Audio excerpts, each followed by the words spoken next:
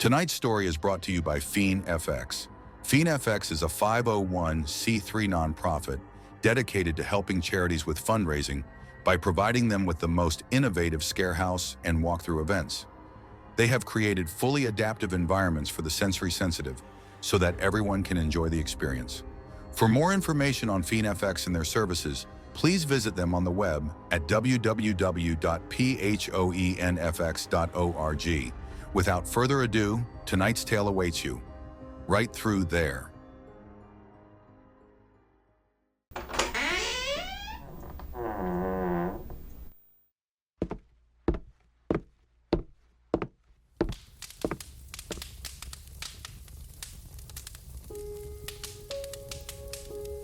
Welcome, my friends. Come, sit around the fire and let me spin another tale for your amusement. These tales, I tell you, these nightmares found only around the fireside, speak of many things, things which cannot be explained. Stories of the unknown, the unseen, and poorly understood. Some disturbing, yes, some terrifying, certainly. Stories of the darkness which reside in all of humanity, expressed in ways in which nature herself cannot account for, things beyond her ability and even beyond her comprehension, stories buried in time and hidden by shadow.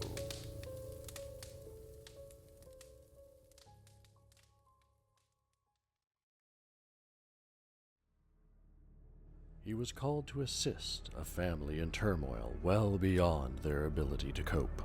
When he arrived, he couldn't begin to fathom how that turmoil would possess his very being.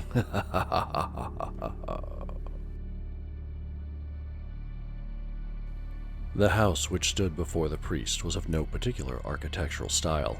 It looked almost exactly as the other houses in the new development. It had the same black mailbox with a red flag and white numbers on the side. The mailbox was planted into the ground underneath green sod in front of the curb on a street which was far too narrow to support both street-side parking and moving vehicles. So much so, in fact, that should two cars want to pass another on the road, one would have to pull off to the side to let the other driver go through before continuing on himself. That swath of bahia grass sod was framed on each side by narrow driveways, the curb in the front, and a segmented sidewalk behind. On the opposite side of the concrete walkway was a small front yard with no fence, comprised of the same bahia grass sod, cut short. Well, an appropriate length as dictated by the Homeowners Association in any case. To one side, there is a concrete path leading to a set of 3 stairs leading up to a small front porch, nothing more than a tall 4-foot by 4-foot concrete slab directly in front of a blue painted door and under a small overhang which was nothing more than a simple extension of the roof. The same blue was used to paint the various bits of trim around the door and windows, and along the eaves as well. The rest of the 2-story house was an off-white color, though, as the priest noted to himself, it was hard to tell this late in the evening. The house was of townhouse-type construction with 6 or maybe 7 houses all sharing common walls in one long block of domiciles, and each house had a solar light pathway extending from the sidewalk to the steps of the tiny porch. Each house also had the same LED array under their eaves casting lighted pyramidical beams which overlapped at the corners down the side of the walls. Some houses, though not this one, had security cameras under the eaves of the garage.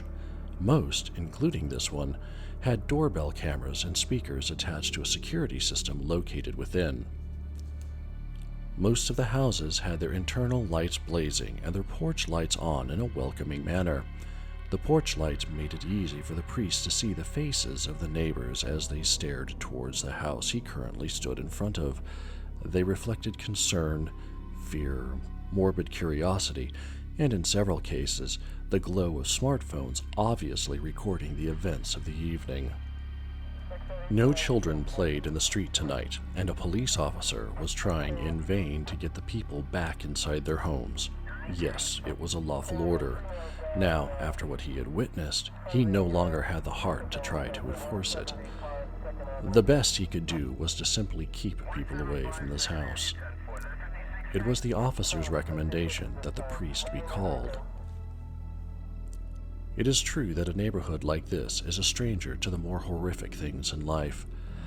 This is why people move to these developments. They crave the quiet of a controlled and regulated environment. The chaos of real life is disturbing to them, and they have no wish to bring that home with them, and so the chaos is left on the outside of the automatic security gates between the reddish-brown brick pillars at the entrance of the community. It is also true that every house on the block was quiet that night as well. Not a single disturbance was found. No loud noises, no raised voices, no excessive music or power tools in the background.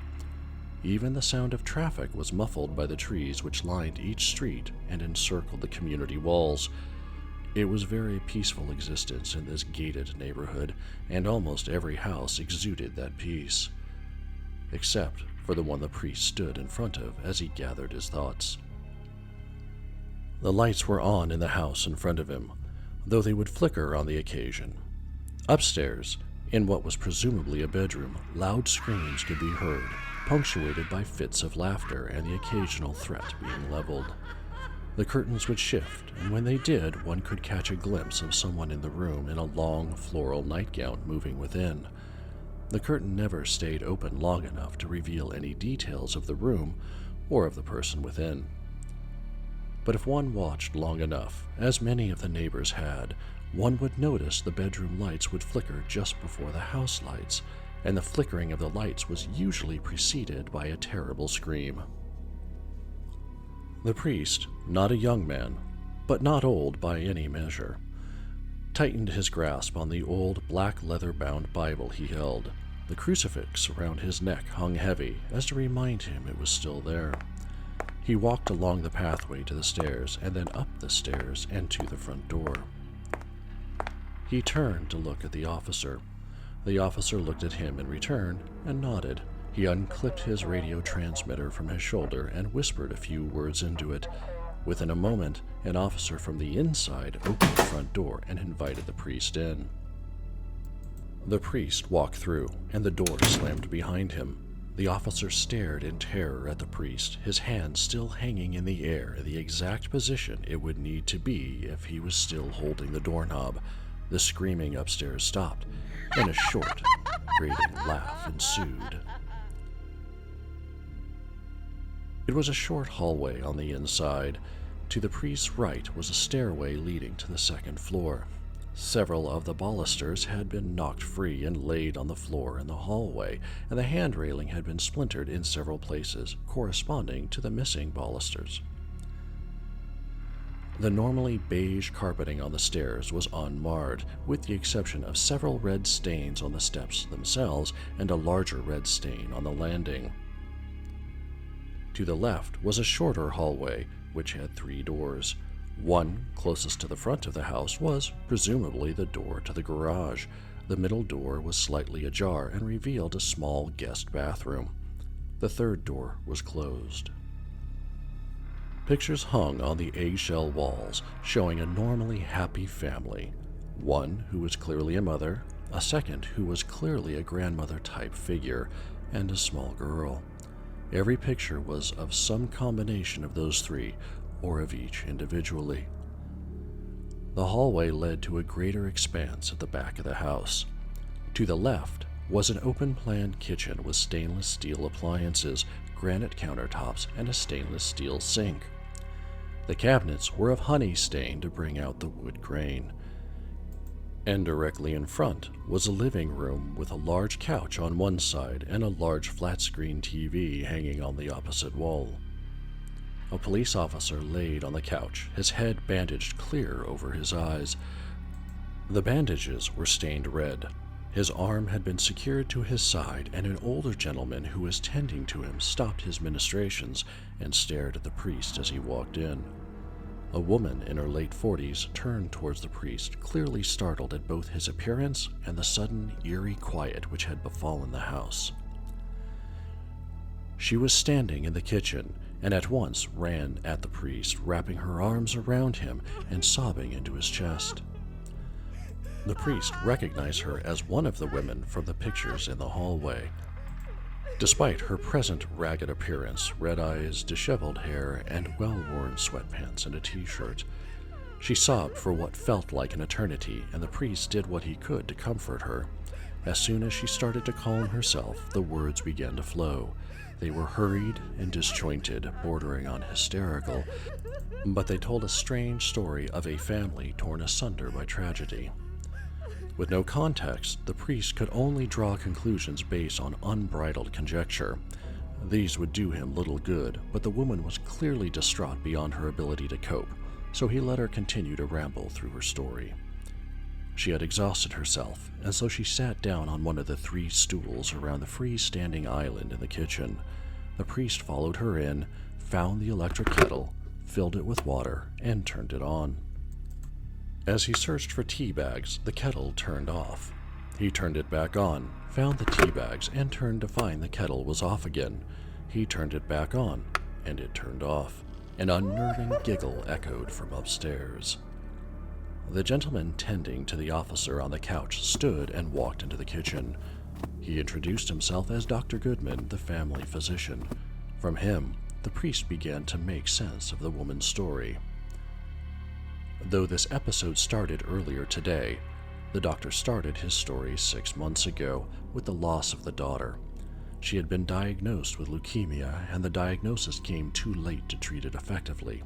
She died slowly, but with all the optimism that only a young girl could muster in the face of certain death. It was then that the grandmother had become bedridden. There didn't seem to be any real reason for it, but she complained of an inability to move her legs without extreme pain. From that moment on, the old woman refused to get out of bed. "Where is she now?" The priest inquired. The woman looked up at him. "She's upstairs in my daughter's bedroom." The priest took his leave of the kitchen and walked slowly towards and then up the stairs. The house was quiet, only the hum of appliances could be heard. The mother had stayed in the kitchen with the doctor. The officer at the door just stood there, refusing to advance up the stairs with the priest, and refusing to retreat from the front door to join his partner in the living room. The sound of the priest's footsteps up the carpeted stairs echoed through the home. He ascended slowly, keeping an ever-vigilant eye on his surroundings and listening intently for any sound or movement that he himself did not create. There was nothing. At the top of the stairs was a carpeted hallway which ran the length of the second floor. To either side was a door, and at the end, too, was another door. He guessed the door at the end of the hallway was a closet or maybe a bathroom. To each side, he guessed, were bedroom doors. He proceeded slowly, carefully down the quiet and well-lit hall. He paused between the 2 side doors. To his right, the door shook and then flung open suddenly, revealing a pink room in disarray. Shelving knocked down, toys and books scattered on the floor, bedclothes pushed to one side under a white curtained window. A large rectangular toy trunk painted white with pink flowers and childlike characters sat closed at the foot of the bed. The bed itself was a child's bed, with several pillows and only a single pink fitted sheet left upon it. That, and an old woman in a long, flowery nightgown sitting up on the bed, staring at him. "Oh, hello there."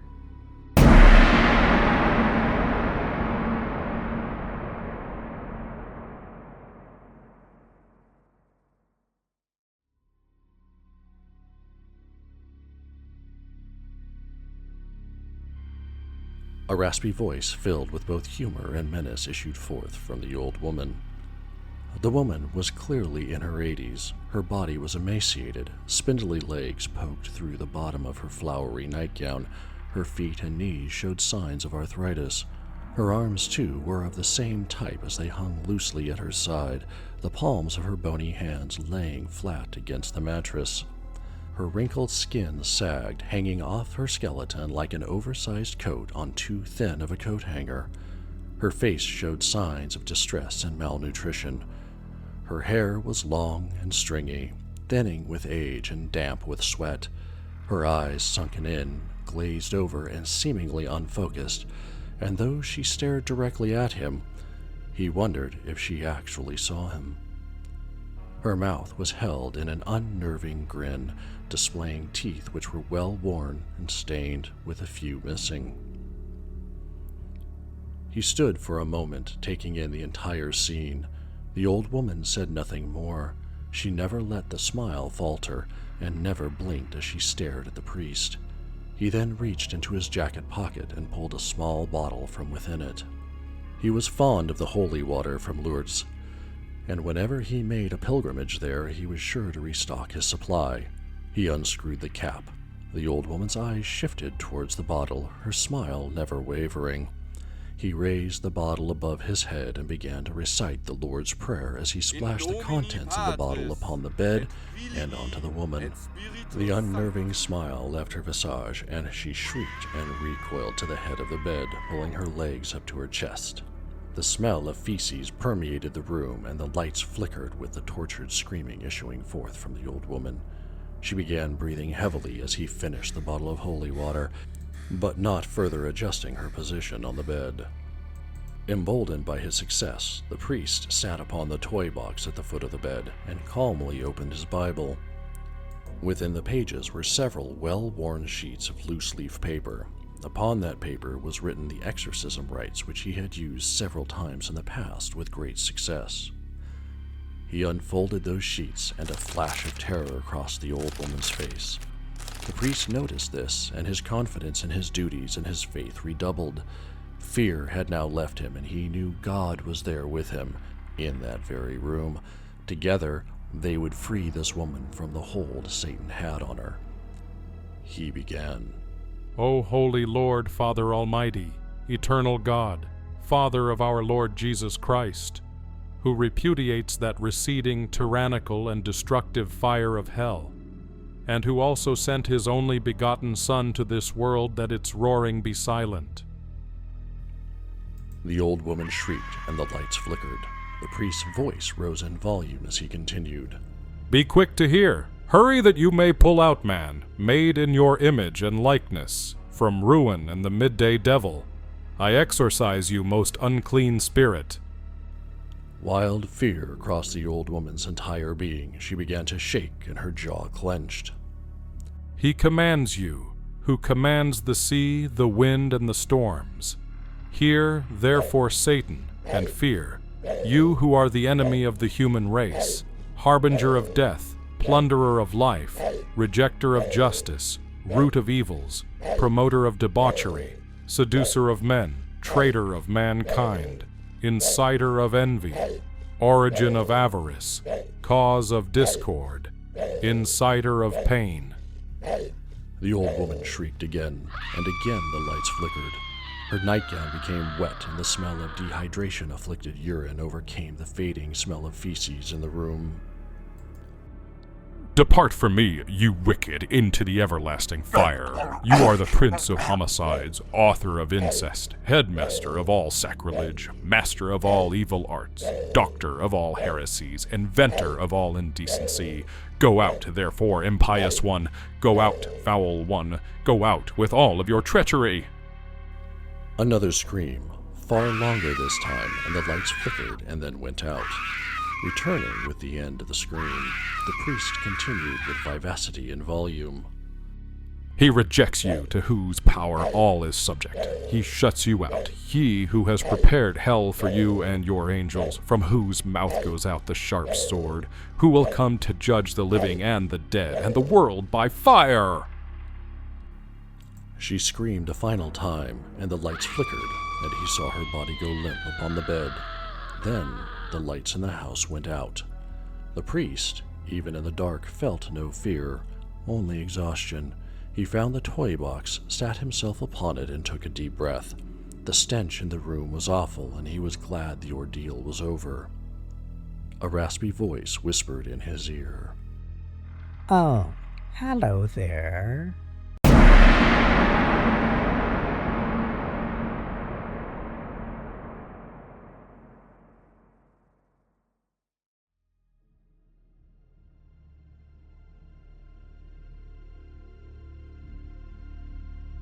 And the lights flickered back on. She sat next to him on the bed, spindly legs hanging over the end, feet resting on the toy box next to him. She stared at him unblinkingly with that malice-filled smile. The priest's eyes went wide with fear, but he did not move. Was that how it was supposed to go? She asked him in a sickly sweet and mocking tone. Footsteps were heard running up the stairs, and momentarily the mother appeared in the doorway. The old woman's smile grew broader as she stared at the priest, her head cocked to one side. The mother was lifted from the floor and dashed across the hall into the opposite wall. She then slid down the hallway and could be heard tumbling down the stairs. The bedroom door slammed closed. The priest stood suddenly and placed his back against the wall next to the window. He raised his crucifix to eye level. Back, demon! The power of Christ compels you. Back! That's very pretty, The old woman replied. It shines in the light. May I? And with preternatural speed, she took the crucifix from around the priest's neck. She stepped back several paces and placed the chain around her own neck. How do I look? She smiled at him, and the priest said nothing. He raised his Bible to his chest. The old woman seemed to have taken no notice of it. Depart from me, you wicked, into the everlasting fire, She repeated to him mockingly. The priest looked at her, confusion breaking through the fear which had engulfed his entire being. Where do you think you would have me go? Back to hell, Satan. Be gone. The priest renewed his vigor and held his Bible on high. Perhaps that's where your little spell failed. She cocked her head to the opposite side as she stared and smiled. I am not your Satan. Her arms dangled by her side, swaying in an unfelt breeze. Then you are one of his demons. Be gone, I tell you, by the great God Almighty and his only Son. Be gone! I am not one of them either. I am not of your God, and therefore not beholden to him or his name or his rules. God is eternal. God is the creator of all, and his Son is our King. In his name I banish you from this woman, from this house, and from this realm.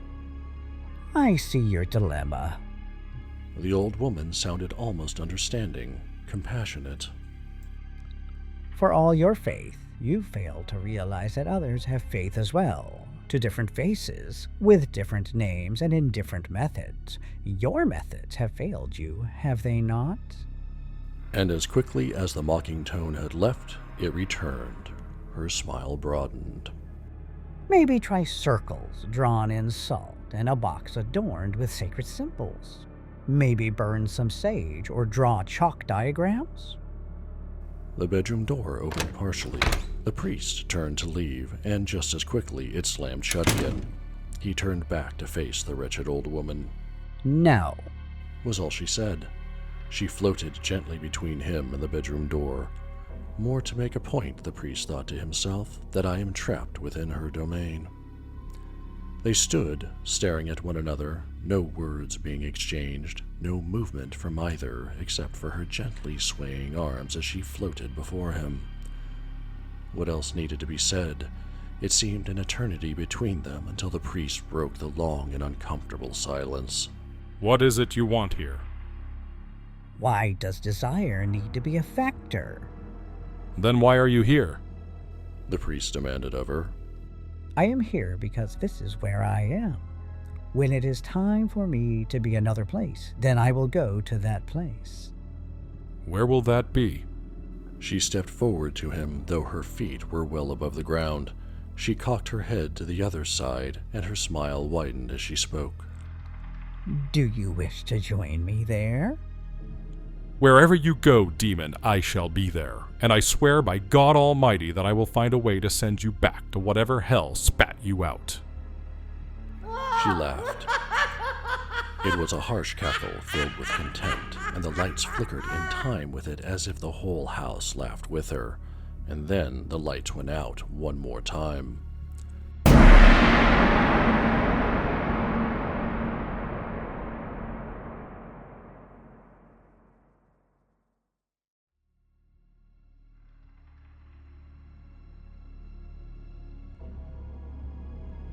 The lights flickered back on. The old woman was laid across the bed, her head on the pillow at the headboard. She opened her eyes slowly. They burned and ached, and her eyelids felt like sandpaper. She was in her granddaughter's room, and she had no idea how she got there. A priest was standing at the foot of the bed, staring down at the floor, an old leather-bound Bible in his hand. There was a heavy crucifix of silver on a silver chain around her neck. Father? Her throat was raw and her voice strained. Father, what is happening? How did I get up here into Danny's room? The priest slowly raised his head. He turned to look at her. His eyes were sunken in, glazed over, and seemingly unfocused, and though he stared directly at her, she had the feeling that he could not see her. A smile, large and mirthless, spread across his tired face. His expression scared the old woman. "Oh," he said. "Hello there." The old woman trembled. Fear and panic welled up in her breast, and she opened her mouth to scream. Before she could utter a sound, the priest had straddled her torso on the bed and pressed the pillow over her face. He never once blinked, and that grotesque smile never wavered from his twisted lips. The old woman finally stopped flailing, and the priest stood. He looked around briefly, and then spotted the toy box. Its lid opened, and on top was a worn and well-loved doll dressed in threadbare and stained clothes from a time long past. The doll came to the priest, and he lifted it to eye level. "Oh, hello there. He greeted the doll. Aren't you pretty? Where shall we go now?" Behind him, the bedroom window slid quietly open. It had been almost 20 minutes since the last power outage, and not a sound from upstairs was heard. The injured officer had moved himself from the couch to allow the mother to be laid down. She was still unconscious after her fall down the stairs, and the doctor now had 2 patients to tend to. The policeman by the door left his post to consult with the other 2. There had been no sounds coming from the room, and he was growing impatient. He worried about the priest, and his instincts to want to gain both perspective and control of the situation was quickly overpowering his fear. There was no protocol for this, and so there was no reason to radio in. He had been getting reports from the officer outside, who had rightly called in for help from other officers in the area. All was quiet. The consensus from the living room was that he was to go and assess the situation upstairs. The officer drew his weapon in preparation and ascended the stairs. The doctor made his own preparations for the very likely possibility of a 3rd patient. The door to the bedroom was closed, and no light shone under it. Cautiously, the officer reached for the doorknob, gently turned it, and allowed the door to swing open of its own accord. No light shone through the opening, and no sound came from the room. The officer stood with his back to the same side wall and used his weapon to push the door open the rest of the way. There was no change in the status of the room, and so the officer entered. He turned on the light. The old woman was laid across the bed. Her arms and legs lay limp on the mattress. A pillow in a pink pillowcase lay across her face, obscuring his view of both her face and the chest. The window to the left of the bed was open. The priest was not in the room.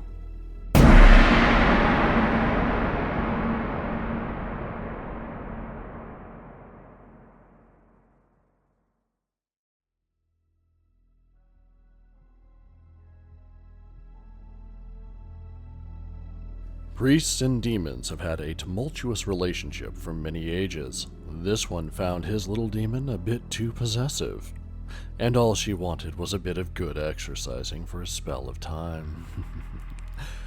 Thank you, my friends, for joining me this evening for another episode of Fireside Nightmares.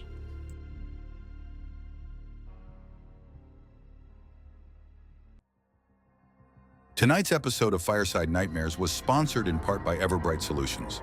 When you need your lighting display done by professionals and done right, Everbright Solutions is there for you. Find them on Instagram at everbright_solutions_LLC, and also by Redicus. Redicus is a leading cross-border e-commerce enterprise with a diverse product lineup including service calling systems, guest pager systems, tour guide systems, window intercom systems, conference devices, FM transmitters, and radios. Find them online at www.retekess.com. Be sure and listen in next week for our installment of Fireside Nightmares. These original short stories, based on folklore, urban legends, and the odd, demented flight of fancy, are sure to entertain and terrify. Good night.